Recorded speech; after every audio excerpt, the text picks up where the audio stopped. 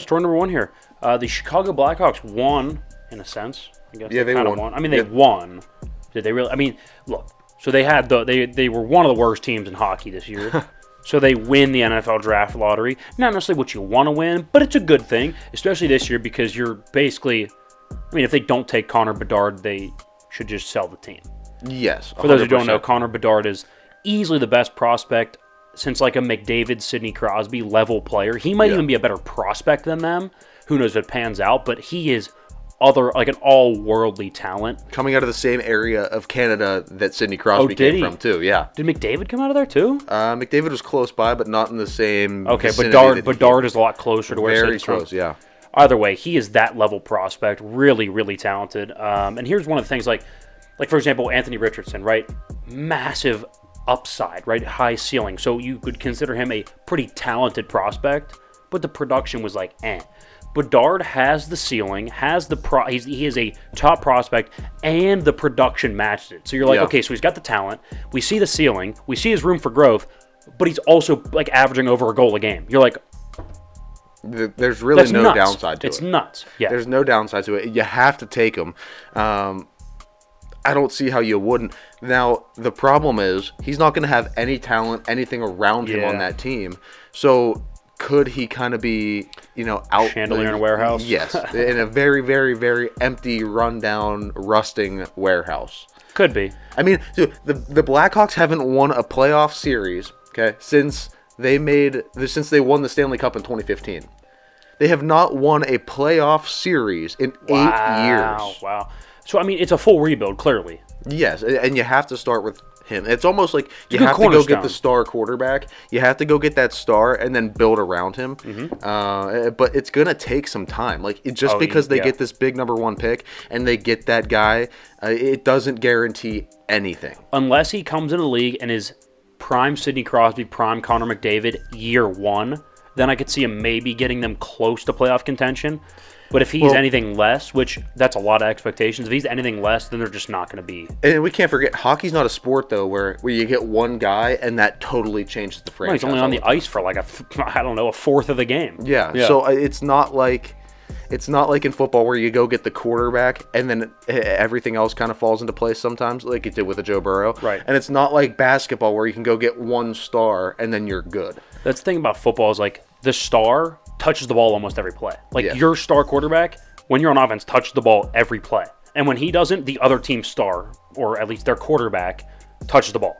Yeah. Right? Like NBA, the star is always on the floor. There's no helmet. There's no nothing. Like very star driven. Then you flip over to like baseball and hockey where it's like your star gets 4 at-bats. You might have a put out or 2. Yeah. And that's it. And then in hockey, with hockey. You get about like 15, 20 minutes out of him every game. Yeah, you'll get about 40 seconds and then he's off. Yeah. And then 3 minutes later, another 40 seconds, then he's off. So it's like you don't get a ton of stars, so we'll see.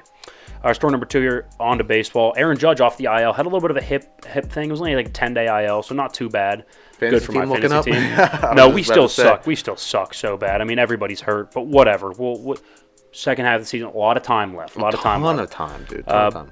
But for actual, purposes, like the Yankees I think are still in last place. I don't know. Let's double check. I'm pretty sure they are. Either way, it's good to get your star back in that sense. You need somebody, especially with the way that they play the game and the style. They're a very slug-heavy team. Yeah. Home runs, very dependent on them. And you get your home run hitter back. Yeah, they are 19 and 17, so slightly above 500, but still in last place. That's a loaded division. We got the Rays at top at 29-7. Wow, that's insane. 29-7. That is crazy. Orioles shocking the world at 22 and 13. Blue Jays 21 and 14. Red Sox 21 and 15. And then the Yankees in the basement, 10 games back of first. So is this the worst start to a season the Yankees have had?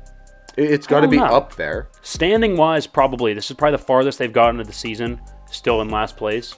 But the record's not awful. Like, that's the thing that's, like, so frustrating about being in that division where it's like, the record's not, they're 2 games below 500. Like, for example, the AL Central, the team the Twins are in first at 19 and 16. They'd be a half game back of first in that division. Yeah. Like, even in the AL West, they would be in third. So it's like... The AL East is a monster, man. Yeah, it's tough. But still, nonetheless, they will definitely look forward to getting him back. Story number 3 here. Houston owner and the owner's wife are both denying that they forced the organization into drafting C.J. Stroud. Couple things here. 1, they own the team. So like if people are going to complain that he made them draft a quarterback, well, it's like, well, then maybe you should buy an NFL team so you can run it how you see fit. Yeah, you have a couple billion laying around. But you like own it. So it's like, do you like make decisions about your house? Well, yeah, because you own the property, so you can like decide, you know what, we're going to pave the driveway, or like we're going to put in a new front door. It's like, yeah, because you own it, right? That's kind of how it goes. The owner should and rightfully has a say. If he wants to draft CJ Stroud, well then like that's kind of how it goes. Process, yeah.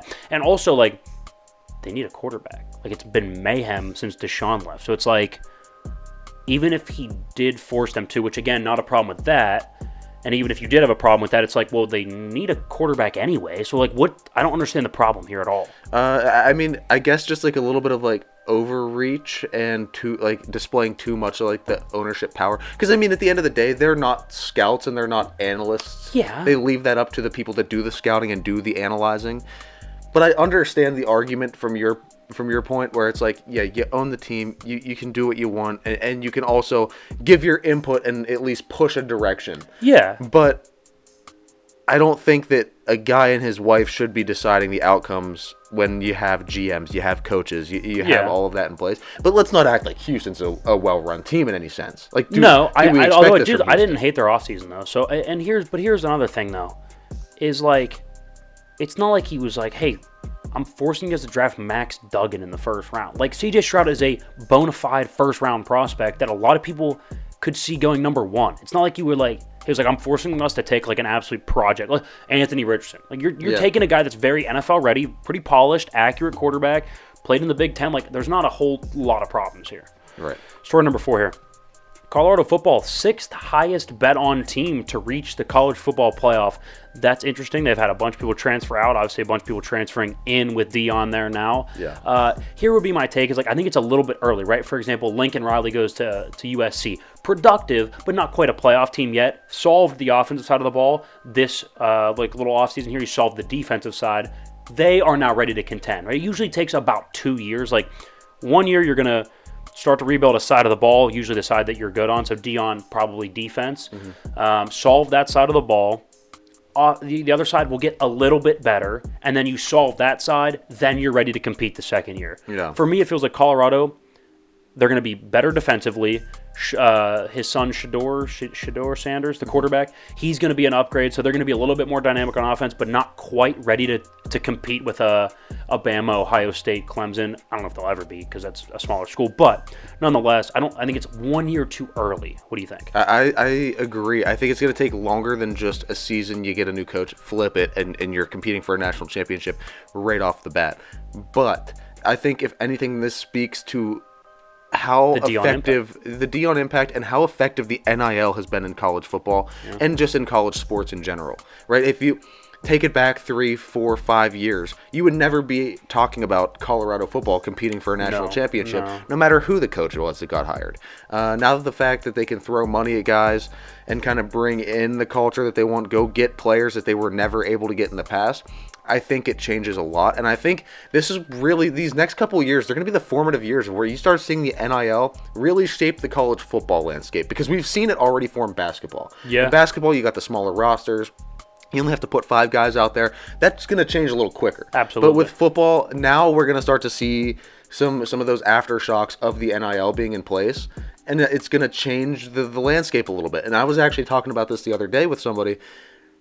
I don't know if Saban can keep the foothold anymore, because you're already seeing Georgia start to gear up a little bit. They're going out spending more money on players. You're right. And they're starting to lose that foothold in the SEC that they've always kept, because Saban was able to get the players, because Saban is Saban and Alabama is Alabama. And if you're the best, you go to Alabama and you play for Saban, and then you get drafted, right? And now you're going to see a little bit of a shake-up, and I honestly think it's going to be good for the sport. You bring more fan bases in, you get the expanded playoffs, so now you're going to get, what is that, 2025 that's kicking in? So we got 2 more years till that kicks in. I think it's going to be good. I agree. I think it's going to be really good for the sport. What a great riff there to end it. Nice job. Thanks, appreciate that. Anytime.